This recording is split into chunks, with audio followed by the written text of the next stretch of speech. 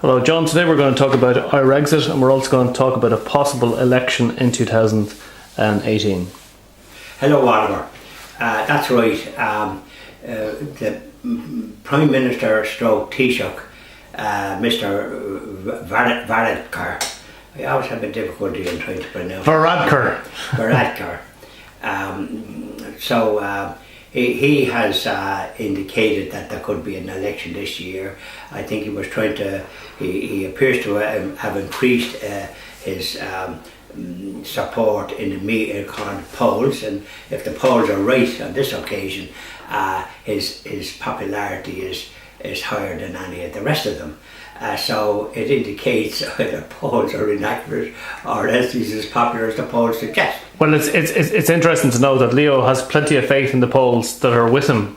For example, I mean, when you look at the polls, they were completely wrong for the abortion referendum. Oh, they were, and of course it calls into question. This is why we're looking for an investigation of that extraordinary majority for abortion. Now, so he's mentioned about a possible election this year. He's tried to wrong foot the Fianna Fáil party and led by this pro-abortion leader Micheál Martin, and also the Sinn Féin led by that pro-abortion leader Mary Lou MacDonald, and that party have been pro-abortion and reiterated recently, and led to the result of one of their members, Nolan,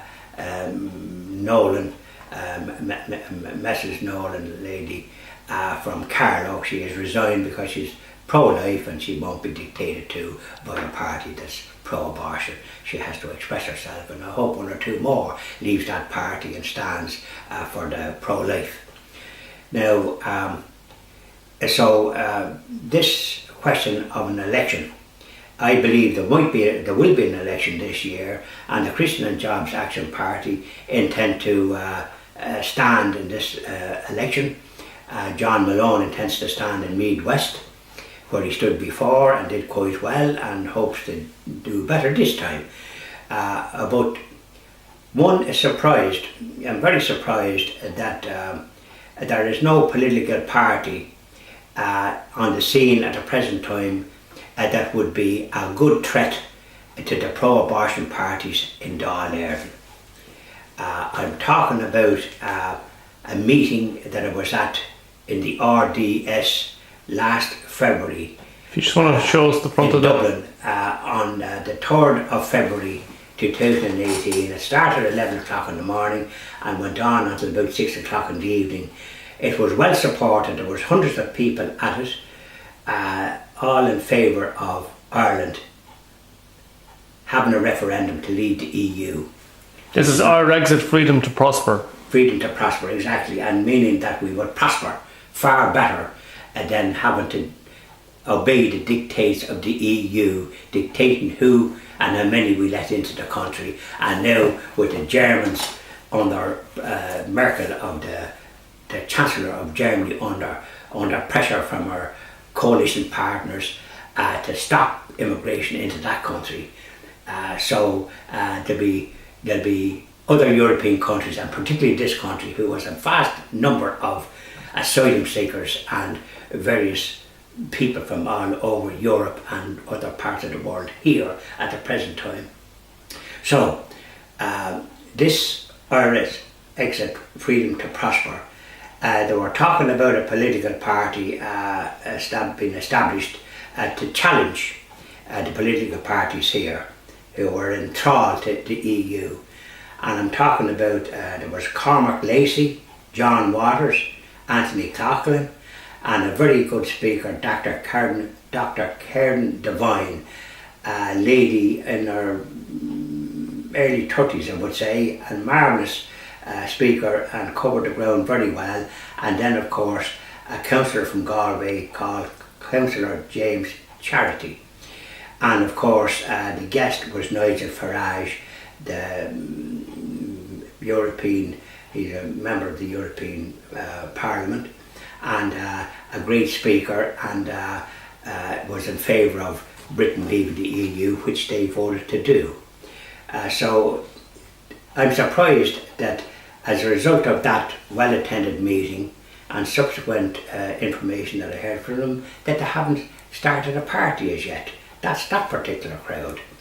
The other party that I haven't heard anything from, and I'm issuing an invitation to them, and that is the Renewal Party, led by Luce Creighton.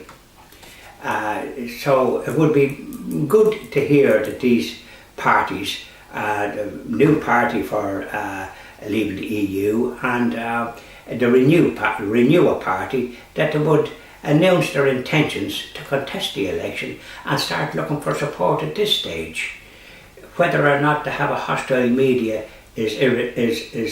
doesn't matter, is not that important, except to give the Irish people a chance to vote for somebody other than the parties presently in the Dáil and who are pro-abortion. They deserve to be thrown out, and this is why I'm issuing an invitation to the Renewal Party and to the people that were at this RDS meeting in February for this party to be established. So as we can all come together and hopefully mount a good opposition to the parties in the Dáil at the present time who are all pro-abortion and deserve to be kicked out. So you're willing to work with Renewal because you feel they share similar values to you? I certainly do, and I believe the party does support those views and have good, staunch Catholic and Christian views, and this is the sort of a party I'd like to be associated with, and the Christian and Jobs Action Party also. And of course the people that were at the RDS at that meeting in February, I'd like them to come forward and announce their intentions before too long. And what about candidates for your own party, the Christian and Jobs Action Party? We've issued an invitation to people that might share our views. They can look up our website, info@christianandjobsactionparty.com. They can look that up and they'll find all the information about what we stand for on many issues affecting people in Ireland, Irish people. And you have over 160 videos on issues in Irish life on YouTube. Well, you have your own YouTube channel, Christian and Jobs Action Party channel. Well, I'd invite people that might be interested in standing for the party in some of the constituencies where they might have a good chance of winning, to look at our information videos and see where we're coming from, and perhaps join our party and contest an election when it should take place, especially this year or whenever it does, and mount a good campaign against the present occupants of Dáil Éireann. Thank you very much. Thank you very much, John. Thank you very much, Albert.